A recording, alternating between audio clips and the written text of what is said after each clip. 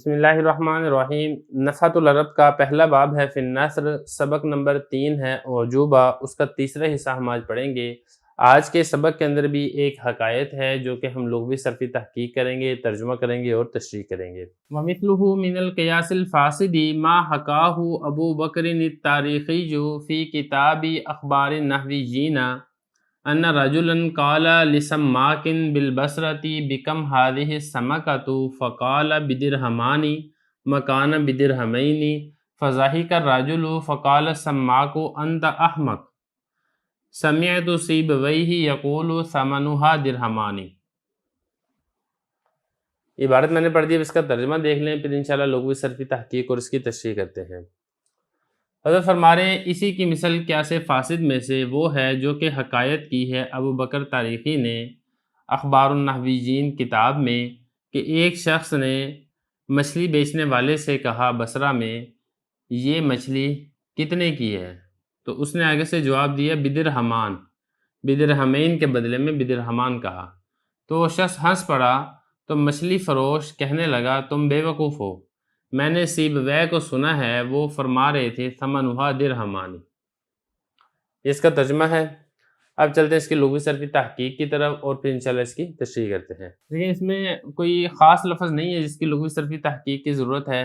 حکایہ کی حکایتاً پہلے گزر چکا ہے، واقعہ نقل کرنا، اور اخبار یا خبر کی جمع ہے، اردو میں اسی معنی کے اندر استعمال ہوتا ہے۔ نحویجن اس کی جمع ہے نحویجون، اور اسی کی یہ حالت نسبی اور حالت جری آئے گی نحویجین۔ اور اس کے بعد آگے یہ دیکھیں سماک، سماک یہ سمک سے ہے، سمک کہتے ہیں مچھلی کو، اسی سے ہے سماک مچھلی بیچنے والا، اس کی جمع آتی ہے سماکون۔ بصرہ یہ مشہور شہر کا نام ہے، سماکہ مچھلی کو کہتے ہیں۔ درہمان یہ درہم کی تثنیہ ہے، درہم واحد کو کہتے ہیں، اس کی تثنیہ آتی ہے درہمان حالت رفع میں، اور اس کی جمع آتی ہے دراہم۔ اور اس کے بعد آگے دیکھیں ضحک یضحک ضحکا، اس کا مطلب ہوتا ہے ہنسنا، یہ اسی سے واحد مذکر غائب فعل ماضی معلوم کا صیغہ ہے۔ سماک نے کہا انت احمق۔ حامی کا یحمقو، اس کا باب سامیہ بھی آتا ہے، اور حامو کا یحمقو، اس کا باب کرومہ بھی آتا ہے، اسی سے یہ اسم تفضیل کا صیغہ ہے۔ سمیع یسمعو کا مطلب سننا ہوتا ہے۔ ثمن قیمت کو کہا جاتا ہے، اور اس کی جمع آتی ہے اثمان۔ اور درہمان یہ پہلے گزر چکا ہے، درہم 1 درہم اور درہمان 2 درہم، اور اس کی جمع آئے گی دراہم۔ یہ اس کی لغوی صرفی تحقیق ہو گئی ہے۔ اب اس کے بعد چلتے ہیں اس کی تشریح کی طرف۔ دیکھیں حضرت فرما رہے ہیں کہ قیاس فاسد ہے۔ قیاس فاسد مطلب یہ کہ جس میں قیاس کی شرائط نہ پائی جائیں، اور جو قیاس کے اصول ہیں ان اصول کا خیال نہ کیا جائے، تو جب قیاس فاسد بندہ کرتا ہے تو پھر اس کے اندر غلطی کر دیتا ہے۔ تو اس لیے قیاس کی شرائط کا لحاظ کرنا یہ بڑا ضروری ہے۔ حضرت بکر تاریخی نے اپنی کتاب اخبار النحویین کے اندر ذکر کیا ہے، ایک شخص آیا سماک مچھلی فروش کے پاس، اور مچھلی فروش سے آ کے اس نے پوچھا ہے کہ یہ مچھلی کتنے کی ہے؟ اس نے آگے سے جواب دیا بدرہمان۔ یہاں پر ذرا سمجھنے کی بات ہے کہ درہم اس کی تثنیہ آتی ہے درہمان حالت رفع میں، اور حالت نسبی اور جری میں یہ آئے گا درہمینی، کیونکہ تثنیہ کی جو حالت نسبی اور جری آتی ہے وہ یا ساکن ماقبل مفتوح آتی ہے۔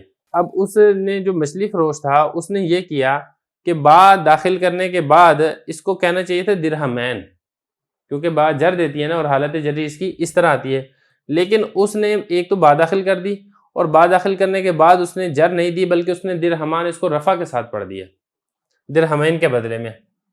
فضحک الرجل، تو وہ آدمی ہنس پڑا اس بے وقوفی کی وجہ سے کہ یہ دیکھو کیسی بے وقوفی کی ہے کہ درہمین پڑھنا چاہیے تھا لیکن اس نے درہمان پڑھ دیا۔ تو جب وہ آدمی ہنسا ہے تو جو مچھلی فروش تھا وہ ہائپر ہو گیا، اور وہ اس کو کہتا ہے کہ تم بے وقوف ہو، میں نے سیبویہ کو سنا ہے وہ فرما رہے تھے ثمنھا درہمانی۔ تو جب سیبویہ درہمان کہہ سکتے ہیں تو میں بھی درہمان کہہ سکتا ہوں۔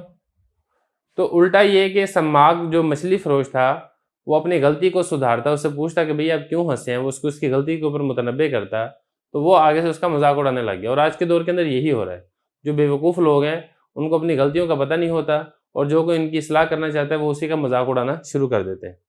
حالانکہ اب یہاں پہ سمجھنے کی بات یہ ہے کہ اس مچھلی فروش نے غلطی کیا کی ہے۔ دیکھیں ذرا اس کو سمجھ لیں، جو ثمن ہوا ہے مضاف مضاف الیہ سے مل کر یہ بنے گا مبتدا، اور درہمان یہ بنے گا اس کی خبر، اور خبر کے اوپر آپ کو معلوم ہے رفع آتا ہے، اور تثنیہ کی حالت رفع اسی طرح آتی ہے۔ تو حضرت سیبویہ جو کہ امام ہیں صرف اور نحو کے، انہوں نے تو درہمان پڑھا تھا اس کے اوپر رفع ہونے کی وجہ سے۔ اب اس بے وقوف نے اس درہمان کو اسی کے اوپر قیاس کرتے ہوئے اس کو بھی درہمان پڑھ دیا، حالانکہ یہ قیاس فاسد ہے۔ قیاس فاسد اس لیے یہ تو خبر ہے، یہ تو رفع ہوگی، جبکہ اس کے اوپر حرف جر داخل ہے، اس کے اوپر تو جر آنا چاہیے، اور حالت جری درہمین کے ساتھ آئے گی نہ کہ درہمان کے ساتھ۔